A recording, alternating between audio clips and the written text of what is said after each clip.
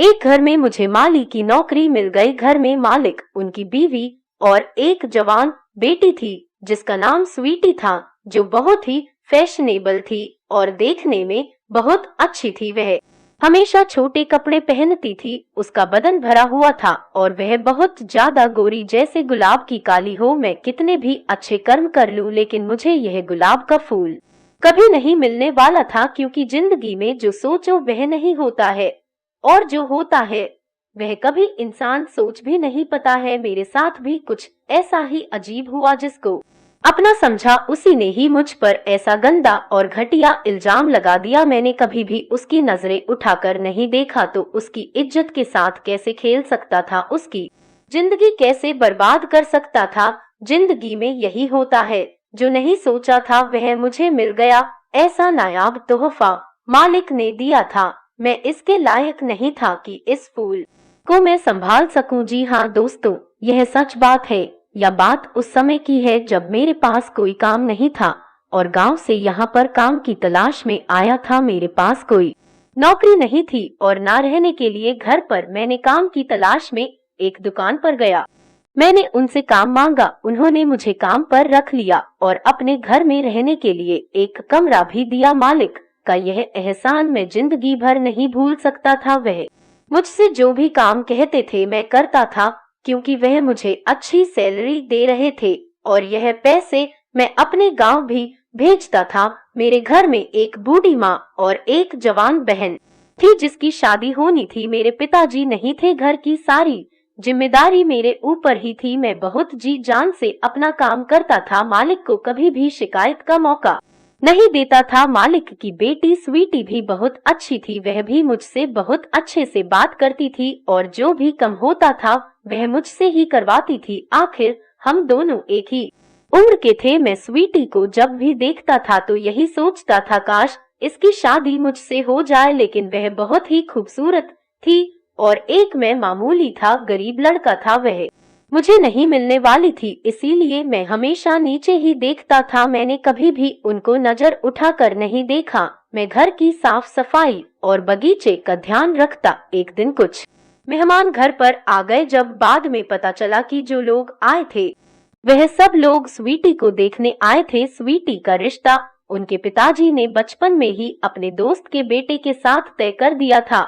और बचपन में ही दोनों की मंगनी भी हो गई थी। एक दिन वह लड़का स्वीटी को लेने आया और अपने साथ लेकर चला गया। वह दोनों घूमने कहीं दूर चले गए। यह सब देखने के बाद मैं स्वीटी से दूर ही रहने लगा और अपना काम में बिजी रहने लगा। एक दिन मालिक ने मुझसे कहा कि मेरे बड़े भाई जो अमेरिका में रहते हैं उनकी तबीयत बहुत खराब है, मैं उनके पास जा रहा हूँ। एक हफ्ते के लिए तुम इस घर का और मेरी बेटी स्वीटी का अच्छे से ख्याल रखना, उसको कोई भी दिक्कत नहीं आनी चाहिए। मैंने मालिक से कहा, आप बेफिक्र होकर जाइए, मैं सबका ध्यान यहाँ रख लूंगा। मालिक चले गए। अब घर में केवल मैं और स्वीटी ही थे। वह अक्सर मेरे पास आ जाती थी। वह मुझसे बहुत सारी बातें करती थी, मुझे भी उसके साथ बातें करना अच्छा लगता है, लेकिन एक तरफ डरता भी था कि स्वीटी की शादी तय हो चुकी है और हम लोगों का इस तरह बात करना अच्छी बात नहीं है। ऐसे ही कई दिन गुजर गए। एक रात को स्वीटी जोर से चिल्ला रही थी, मुझे बचा लो, मुझे बचा लो, मुझे छोड़ दो, मुझे छोड़ दो। यह सुनकर मैं तुरंत उसके कमरे में गया तो देखा वहां पर कोई भी नहीं था। फिर वह मुझसे लिपट गई और बहुत जोर जोर से रोने लगे। मैंने उससे पूछा, तुम क्यों चिल्ला रही थी? उसने कुछ नहीं बोला और कहा कि मुझे डर लग रहा है, तुम आज यही सो जाओ मेरे पास बिस्तर पर। लेकिन मैंने मना कर दिया कि नहीं, मैं आपके बगल में नहीं सो सकता, मैं यहाँ जमीन पर लेट जाता हूँ। मैं वहीं जमीन पर लेट गया। मुझे नींद नहीं आ रही थी। मैं रात भर बस स्वीटी को देखे जा रहा था। वह नाइट सूट में बहुत ही खूबसूरत लग रही थी। मेरी रात बस ऐसे ही कट गई। सुबह में जल्दी उठकर अपने काम में लग गया। स्वीटी जी वह अपने कमरे में ही सोती रही। सुबह जब मालिक आए तो स्वीटी ने अपने पिता से कहा कि मैं उसके साथ रात को जबरदस्ती कर रहा था और आपके इस माली ने मेरी इज्जत लूट ली है और स्वीटी के कपड़े भी फटे हुए थे। मैं यह सुनकर जमीन पर गिर पड़ा। यह स्वीटी ऐसा क्यों कह रही है या मुझ पर इतना बड़ा इल्जाम कैसे लगा सकती है? मैंने तो कुछ भी नहीं किया, मैं तो जमीन पर सो रहा था। मालिक ने मेरी एक भी नहीं सुना और घर से निकाल दिया। अब मैं क्या करता, ना मेरे पास रहने के लिए मकान था और ना ही नौकरी। अब मेरी कुछ समझ में नहीं आ रहा था, तो इसलिए मैं अपने गांव वापस चला गया। मेरी बहन की भी शादी के दिन अब करीब आ रहे थे। मुझे समझ में नहीं आ रहा था कि अब मैं क्या करूं, पैसे का जुगाड़ कहां से करूं, मेरी बहन की शादी अब कैसे होगी। ऐसे ही कई महीने बीत गए। एक दिन मालिक मेरे गांव आए और मुझसे कहने लगे, तुमने मेरी बेटी के साथ अच्छा नहीं किया। वह इस समय प्रेग्नेंट है और यदि तुमने उससे शादी नहीं की तो मैं पुलिस कंप्लेंट करके तुम्हें जेल भिजवा दूंगा। यह सब सुनकर मुझे और बड़ा झटका लगा। अब मैं क्या करता, अगर मैं जेल जाता तो मेरी बहन की शादी कैसे होगी। इसीलिए मैंने मालिक से कहा, ठीक है, मैं शादी करने के लिए तैयार हूँ। और मैंने स्वीटी से शादी कर लिया। स्वीटी को देखकर मेरी माँ भी बहुत खुश हुई, क्योंकि वह देखने में बहुत ही खूबसूरत थी। मेरे गांव में कोई भी लड़की इतनी ज्यादा खूबसूरत नहीं थी, लेकिन अंदर से मैं बहुत ही डरा हुआ था, क्योंकि मैं जानता था या बच्चा मेरा नहीं है या तो उसी लड़के का होगा जिसके साथ यह घूमती थी। जिस लड़की ने मेरे ऊपर इतना गंदा इल्जाम लगाया, मैं उस लड़की के साथ कैसे रह सकता था।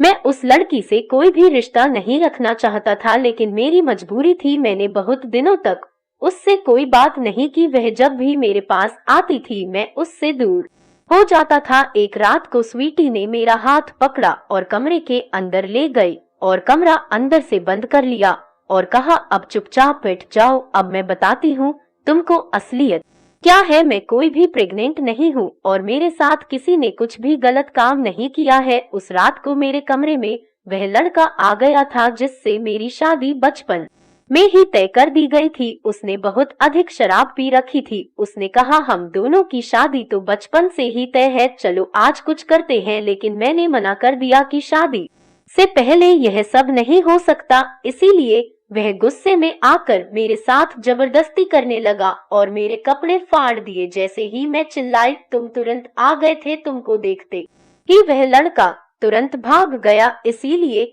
मैंने कहा था तुम आज रात यहीं पर रुक जाओ। यह सब बात मैंने अपने पिता को बताई थी और जब मेरे पिता ने उस लड़के के बारे में और पता लगाया तो उनको पता चला वह लड़का बहुत ही बिगड़ैल है।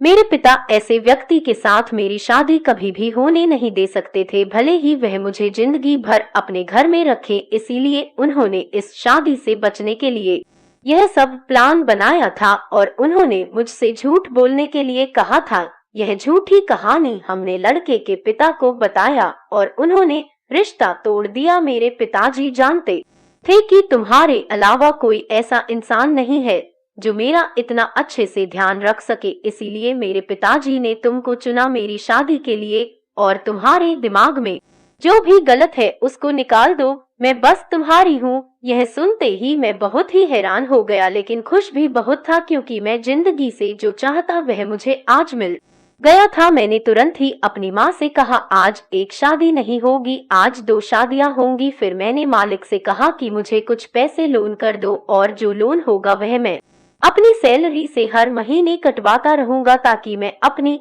और अपनी बहन की शादी बड़े धूमधाम से कर सकूं। आज सब कुछ बेहतर हो गया था। आज हम सब लोग बहुत खुश थे।